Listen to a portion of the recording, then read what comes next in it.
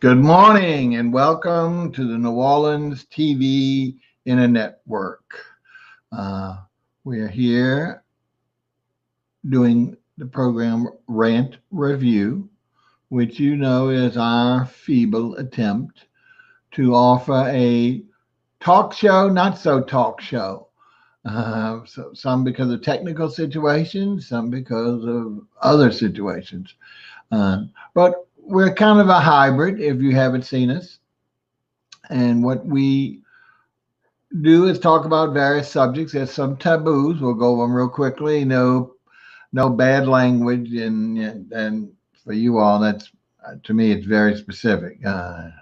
So even though it's acceptable on the internet, it's not acceptable to these old ears. No malicious talking about someone else, and we avoid sports,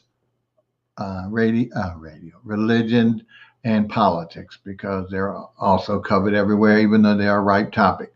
We try to stay upbeat if we can. And for those who actually saw our earlier post, we're going to try and do two shows, maybe even daily, one at 10 a.m., Central Daylight Time, and one at 2 p.m. Central Daylight Time, in which we will talk about topics. Specifically, we want to hit on the restaurant information in the New Orleans area. And, some of it will be applicable to the entire United States or beyond. But we are offering in our post two restaurants, anyone who represents them accurately, of course, to give us a call and come on and let people know what you're doing, their benefit with regard to still being able to receive your delicious food if you're still doing that, and of course, what are you doing for your valuable staff and yourself? So that's what we're here for. We're going to dedicate the time. If we don't get any callers, we'll just keep talking about those types of situations that are happening involving not so much the negative, but some of it negative relating to the virus and the food industry, or the restaurant industry specifically. Again, our phone number, if you need to call us locally, is 504-383-3654. And that's a chargeable number if you don't have unlimited talk, or if you're on a a standard landline. That'll also be your normal service, I guess, unless you're out of town, and that would be considered a long distance call. You can also call through Google Voice if you prefer to use the internet, which texting will prefer to do, but you will be live on air, audio only, no video visually, even though we have those alternatives as well. But it's too much trouble, especially in the morning. What we're going to do, like I say, is throw it out there. And in addition to calling in and letting us know information or discussing this topic or other topics, we will certainly tolerate rather than just beating a subject to uh, ridiculousness. We also have, if you're watching either on our Facebook Live, Bob Bockelman, or our YouTube channel, REVUE, then you are entitled, as you see, if you have public comment or chat. If you're set on privacy settings, then of course you'll only be able to talk to your friends and not to us. So you can also put anything you want. If you want us to talk about something, or if you have a particular topic or a question on a particular thing, we will try and get an answer for you. Um, and so just put those comments on the live chat. Some of those will actually flash up on the screen, just like we have we're going to leave that banner, what we call a banner there, fixed banner, which is our phone number. So you'll have it during the entire broadcast, and hopefully can solicit some people to the call. So, that's the nature. I hate to sit here and just begging, but that's the nature of the business, especially with a talk show or a not so talk show. We would like to hear from you all on certain topics. This one I think is very important. It's important, like I say, nationwide, internet, because more and more countries are shutting down a lot of their resources, and specifically their restaurants. Now, if you have always been a family cook, and no better food usually than at the home, then you don't have a problem, unless other than going to the grocery store and getting enough stock for you to produce, etc., for you to continue your normal ways. And a lot of our folks will be doing that, especially with large families where they might not be able to go out to restaurants on a more frequent basis or a daily basis. But let's talk a little bit about the hybrids, what's going on. The real extremes of some restaurants are shutting down altogether. Now, hopefully, it will be a temporary thing, even though it's very cautious because, an old adage was in the restaurant business, if during the summer, that's when restaurants try and take their vacations, especially the months of July and or August when it's the slowest. Oftentimes they'll say close for summer vacation or even close for renovations. And unfortunately, that's a double meaning situation. It might be very factual, but sometimes it's just a situation where they are closing altogether and hopefully getting a replacement in there at some point, but that's probably not their concern. We're hoping that the ones who are taking this extreme posture of not offering their services in any capacity will come back to us, and hopefully, that magic target date, Easter Sunday. But if not, hopefully not farther after, because this is, again, we know how bad it is to have to go. We're learning very quickly how serious not only the virus is, but how it's changing our lifestyle. And years ago, we would not have probably, I'd say years ago, way before, during my early years and before, it probably would not have been anywhere near the factor it is today. We're so dependent on methodologies for food, in addition to us slaving at home. I hate to use that word, but my mother used to always say, "I'm slaving over the stove." Ooh, wow, I don't see a handcuff to the anyway. At the same time, it is a chore after a while, even no matter how much you love cooking. And when you got to do, especially if you're doing more than one meal a day for more than one person, it can really get a little tedious, as well as problematic financially. Okay, as we said, so let's talk about the hybrids while we wait. Remember, we keep interrupted with saying, call that number, 504-383-3654. Let us know about anything on your mind other than the three taboo topics, but specifically how this is affecting you if you're not a restaurateur or help or server there or back of the house, front of the house, but just a normal person that's either employed or unemployed or staying at home.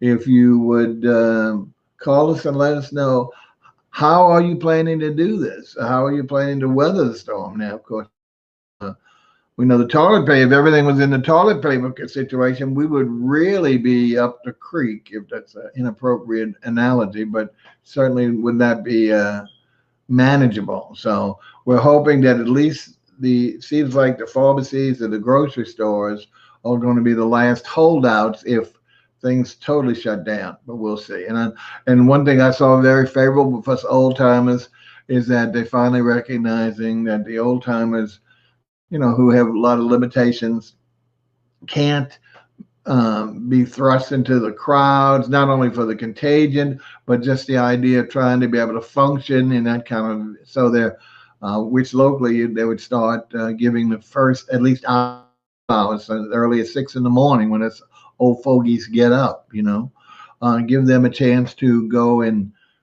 get the necessities, what they need for hopefully for the entire time, even though they are on a fixed income many times and can't, excuse me, and can't afford to buy or to stock up weeks and weeks and weeks, which some of the more employed and well employed or well established individuals can. So back to the food. So what about you? How is it impacting you, other than having to wait in long lines and not being able to get perhaps the full complement of stuff you want?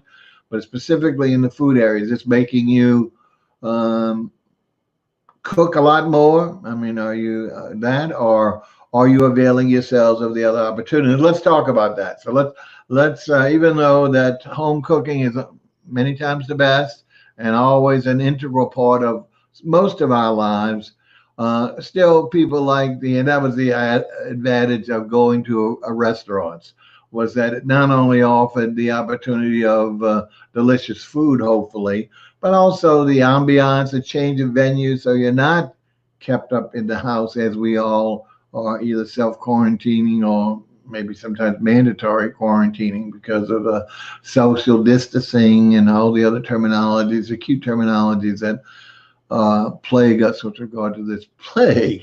Okay, double not entendre, but double use of the word. Anyway, so a lot of the restaurants that are going to try to stay in business and hopefully come back to us are developing or at least introducing additional ways to get you to enjoy the food that they serve. One is if they, of course, if they're a fast food restaurant, most of those have drive up windows or whatever. And so you're used to that. And again, I don't know if they're right now. I'm sure they're not yet requiring you to order in advance, even though you've always been able to do that.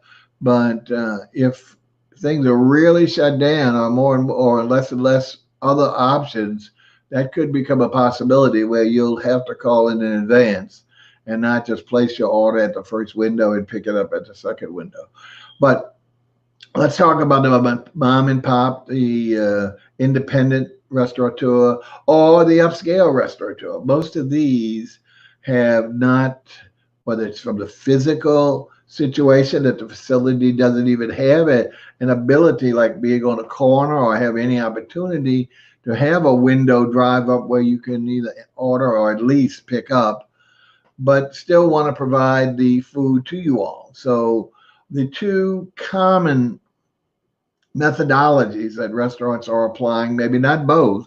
One is takeout, which is something that's been around for a long time. So that's for the most part fairly easy situation. Now, of course, you have to order in advance. You just can't go to, like the old days, just go up to the receptionist, hostess, or whatever, or a server and order on the spot and just wait for it. Just the opposite. Once again, advanced planning, advanced ordering. You need to do that. Of course, that means you have to look up their phone number and Google a number or whatever. So it's a little more inconvenience, but you can set it up. Most of us who use restaurants a lot set it up as a contact anyway, so we only have to look it up once. But you need to go ahead and make that order and then uh, go to the restaurant, and for the most part, go at least to the door. Maybe they'll let you to the door. They'll have a server front of the help. Someone, maybe even a chef, depending on how less busy they are, will take your, or at least provide you with the food that you ordered. Now, once again, they're not going to be allowing you to pay like before as you come in to pick it up. Like it's just like ordering inside the restaurant or at the door is no longer available, so will no longer payment. So when you make that order on the phone, you will be required to provide, and some of them do it as a security measure anyway, but this is where your charging mechanism will take place. Some of them will not allow cash because of various reasons, whether it's fear of contamination, whether it's fear of maybe not the typical cash reasons where the money doesn't always go from the collector to the responsible parties. So more than likely, you're going to have to use a charge, credit card, debit card, whatever, on the phone, and when you place that order. You'll go there and you'll park your car if you're not in a visible space. You could find one or send one from if someone else is going with you, to let that person go to the door and pick it up. And lastly, the other hybrid is curbside delivery. This is where, well, I say the other, there's two more deliveries. One, curbside delivery, whereby A similar situation as going to the door, except the vendor, the restaurateur, is offering an additional courtesy of sending someone out to deliver the food directly to your window as opposed to you having to get out the car. This is obviously in situations of heavy traffic where it'd be problematic. You can't find a parking space. So there's a way that they can kind of keep an opening somewhere. If it's not a say parking lot or something, they will do such and hopefully accommodate you that way. And lastly, full delivery. Now, full delivery, in the old days, in my days, again, I always talk about relate back to that, which is boring. There was many restaurants of medium to large size would offer delivery. In fact, in the old days, they didn't even charge you for delivery service. They weren't worried about gasoline charges or this, that, and the other. And so they just hoped you gave the driver a nice little tip and charge you your regular tax. Nowadays, and this is what you'll need to expect, and it could be in all these situations, full delivery. Besides these things where you have services, third-party services that ferry you around the city and also transport food if you want to order them. Of course, some of those have been subject to scandals lately over the past year or so. And that's the case with any large numbers. Something's going to go wrong or not be as right. The situation is you have to pay the fee. You still have to pay your ordering fee. You have to pay your sales tax, hopefully a gratuity. And then people don't like to do that. They say, well, I'm not being served. And then, of course, you have to pay these third party service a fee. However, a lot of folks are saying, well, look, I've got several employees. I want to kind of keep them on the payroll if this is going to work with regard to being able to provide food outpatient, out of house, as we're talking about. Why not put some of them to work on either the rotating fee where they actually will drive either their own vehicle or will, have a company vehicle or even do work with the shared service as an individual one that's doing that right now. Of course, it's all kind of considerations there with regard to insurance, etc. But again, you're going to have fees. You're going to have the sales tax. You're going to have more than likely a delivery fee, which could be variable based on your location. Could be a flat fee or a fixed percentage, and a gratuity. They're going to mandate if you say, oh, well, no, I don't want to pay a gratuity because I'm not being, you have to. These are going to be required because their employees need to get paid. They're not anywhere approaching what they normally do when the restaurant is open and able for all of you all to go in there. So we need to recognize that. And as not just a charitable, it's a recognition of service. They're having to come in and work and do these things, even drive necessary things that normally wouldn't do. So this is what you have to be prepared. Folks, this is Rant Review. We're looking for people to call in, specifically representatives of a restaurant in the New Orleans area, to let us know, first of all, if you're continuing food service, which we hope you are.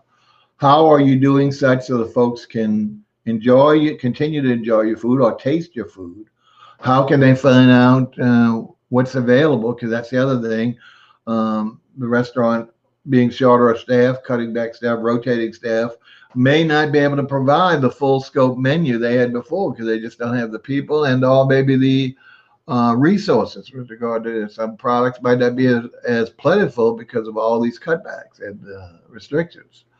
So they would more than likely create a limited menu, mainly from the existing items that they feel will transport easy and be still very saleable or edible and enjoyable when they get to your home. But some are creating more bar food, I call it snack food, things like that, that's more casual, not really sit down plate dinners, even though there's no reason why you can't do that. It doesn't matter. Many people take them home or order about it anyway. So this is what we want to hear from you. Your representative, call us, tell us how you're adjusting to this, first of all, from the food provision service to the customer. What's involved financially as well as technically. And what, if you don't mind sharing with us, unless you say full menu, if you have a limited menu, let's go over each of those items. Now, folks, you say, well, Bob, you can't be the clearinghouse, and that's true. And again, the local services, I think it's hashtag NOLA Eats that everyone loves, or hashtag they've created a NOLA Open, OPEN, which the latter will tell you certainly that the restaurant is open, and I believe will tell you how they are distributing the food, and maybe also provide the menu, or at least highlights of the menu. So if you want to see some, and I know I'm going to be doing that. Such I told my friend who's nice enough to go to dinner with me every night. We need to do that. We need to make a listing of the restaurants, one that we regularly patronize, and check them out either online or even make a call if we can't find them as to what they're doing. And that way we can start rotating, maintaining our normal frequency of visitation, but just instead ordering in advance, picking it up, and bringing it back home to the domicile and eating. So we want to do that. So obviously, if there's regular restaurants that you frequent, which most people, a lot of people do, excuse me, you need to at least get that listing as to their procedures during this crisis. Again, if you want to call us, if you're not a restaurateur or with a restaurant, but would like to either inquire about a restaurant, and if we can find out for you, might not be able to find out on this show because I'm the lone wolf here, but certainly on our, which we'll do a 2 o'clock show for those who read the post or saw the post. We're going to try a 10 a.m. Central Daylight Time and a 2 p.m. Central Daylight Time opportunity for talking the same subject and allowing the restaurateurs or their representatives to call in and give us information specifics about their particular eatery. Okay. So we'll hopefully build up some information that you all can remember. If you don't see this live, you can see these on our YouTube channel at any time. Just that's why we ask, as a terrible plug, go ahead and subscribe to Revue. That way you'll know that. You don't have to tune it in. If you see, when you get your notification, usually about a half an hour in advance of the show. Well, I don't want to say that again. It's too boring or whatever you want to say. But at least it gives you the ability to have to go direct instead of having to type that Revue in all the time. You can put it on your phone, that app, and get right to the station or to my channel. Okay. So as we said, check back with us at 2 p.m. Hopefully we'll get more of an audience, even though we've got a few people checking in that may be concerned about this subject. And again, don't hesitate to give us a call yourself, whether it's not exclusively for restaurateurs or representatives. It's really just an additional supplement. So 504-383-3654, or take advantage of the social media platform you're using and put your text, comment, or chat on live public.